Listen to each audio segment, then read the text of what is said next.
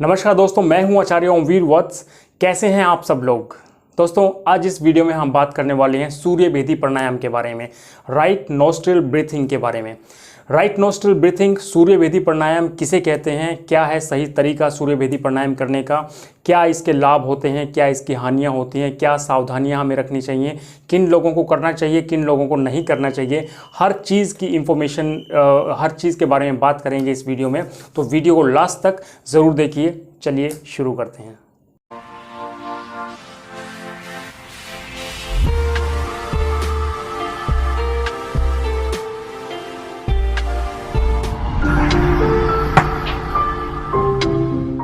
सूर्य भेदन प्राणायाम।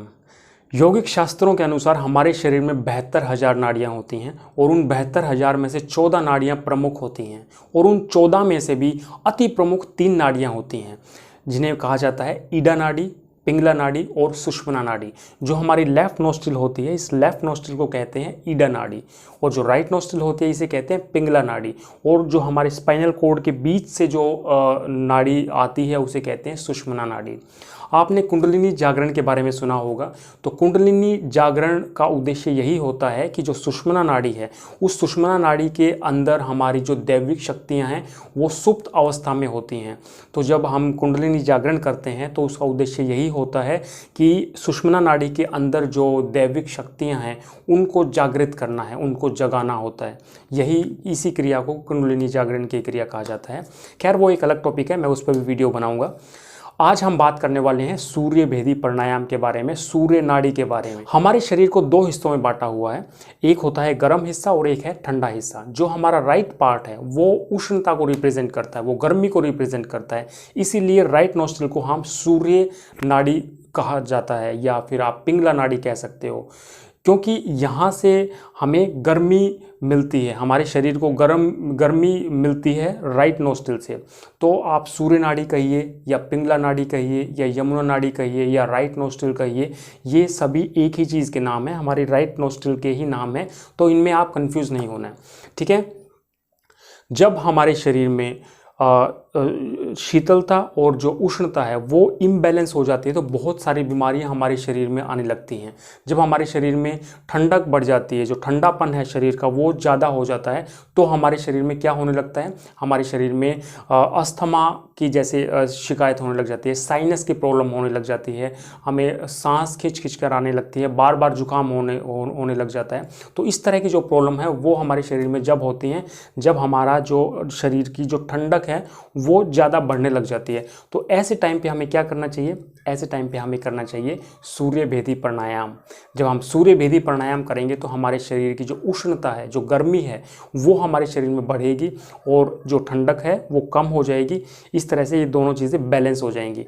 योग हमेशा समानता की बात करता है, हमेशा बैलेंस की बात करता है। हमें कफ पित्त वात को बैलेंस करके चलना है, गर्म सर्द को बैलेंस करके चलना है, हर चीज़ को बैलेंस करके चलना है, उसी को योग कहा जाता है। तो अब बात करते हैं सूर्य भेदी प्राणायाम का करने का तरीका क्या है, ठीक है। सूर्य भेदी प्राणायाम के लिए आप किसी भी एक कंफर्टेबल आसन में बैठ जाइए। आप कोई भी आसन में बैठ सकते हैं, पद्मासन, अर्ध पद्मासन, सुखासन, सिद्धासन, किसी भी आसन में आप बैठ जाइए। आपकी जो बैकबोन है वो स्ट्रेट सीधी होनी चाहिए। उसके बाद आपको राइट नोस्ट्रिल, जो हमारी सूर्य नाड़ी है, उससे इनहेल करना है, उससे आपको पूरक करना है। यहाँ से ये प्रणव मुद्रा में हाथों को रखिए, ठीक है। इधर से इनहेल करना है राइट नोस्ट्रिल से, slowly and deep inhale.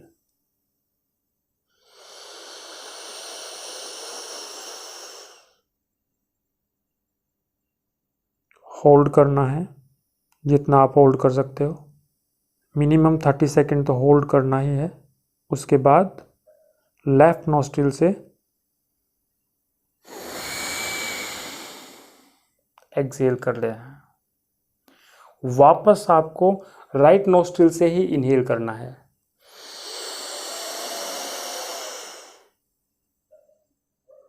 Hold and उसके बाद लेफ्ट नोस्ट्रिल से वापस exhale. Again inhale from right nostril, hold,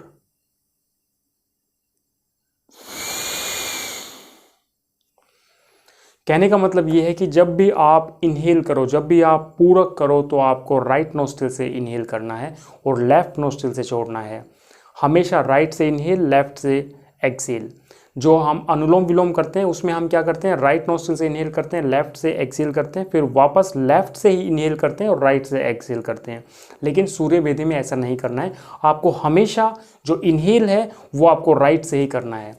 यही बस डिफरेंस है सूर्य भेदी प्राणायाम और अनुलोम विलोम में। इसके अलावा बाकी चीज़ें सब सेम है।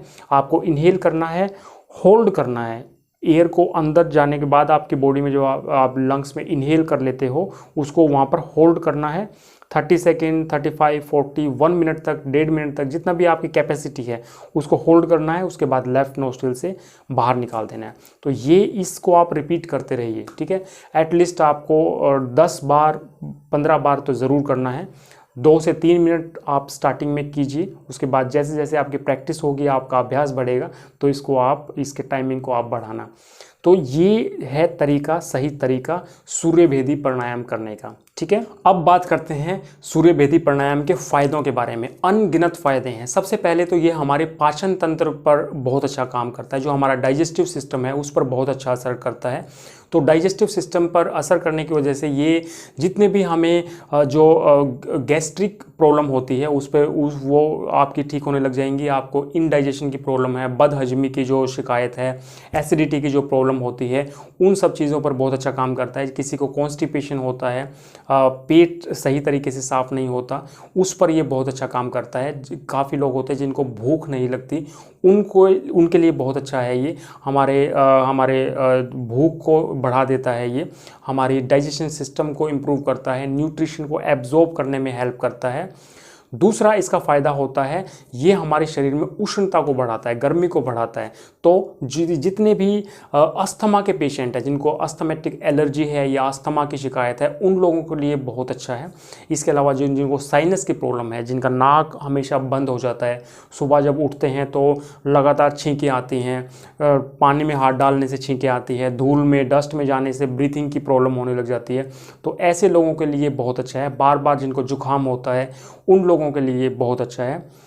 तीसरा, फैट लॉस में बहुत हेल्प करता है। जिन लोगों के शरीर पर एक्स्ट्रा चर्बी है, जिन लोगों के एक्स्ट्रा फैट शरीर पर एक्यूमुलेट है, उसको रिड्यूस करने में बहुत हेल्प करता है।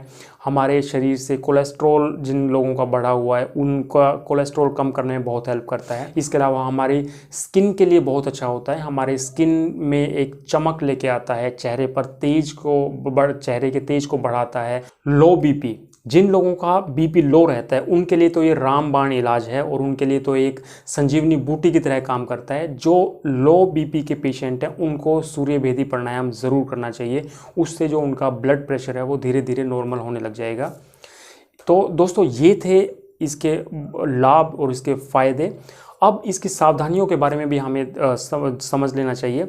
जिन लोगों का बीपी हाई है, जिनका ब्लड प्रेशर हाई रहता है, उन लोगों को ये प्राणायाम बिल्कुल नहीं करना चाहिए। जिन लोगों का बहुत तेज़ सिर में दर्द हो या सिर में दर्द हो किसी भी वजह से, तो उन लोगों को भी ये प्राणायाम नहीं करना चाहिए। और गर्म एरिया में जो लोग रहते हैं, जहाँ या फिर बहुत ज़्यादा गर्मी के टाइम पर इस प्राणायाम का अभ्यास नहीं करना चाहिए। तो ये कुछ सावधानियां हैं जिनको आपको ध्यान में रखना चाहिए। तो दोस्तों ये कुछ बातें थी सूर्य भेदन प्राणायाम के बारे में जो मैं आप लोगों के साथ शेयर करना चाहता था। आपको मेरे वीडियोस कैसे लग रहे हैं मुझे कमेंट करके ज़रूर बताना और वीडियो को लाइक ज़रूर करना, क्योंकि यूट्यूब का जो लॉगरिथम है उससे वो यूट्यूब को पता चलता है कि ये वीडियो कुछ अच्छा है, तो इस वीडियो को वो ज़्यादा से ज़्यादा लोगों तक आगे सजेशन में डालता है, जिससे कि हमारी जो वीडियो है वो बहुत लोगों तक पहुँचेगा और ज़्यादा से ज़्यादा लोग इसका लाभ उठा पाएंगे। तो दोस्तों ऐसे ही इंफॉर्मेटिव वीडियोस देखने के लिए मेरे चैनल को सब्सक्राइब ज़रूर कीजिए। चलिए मिलते हैं किसी और इंफॉर्मेटिव वीडियो के साथ। जब तक के लिए जय हिंद, जय भारत।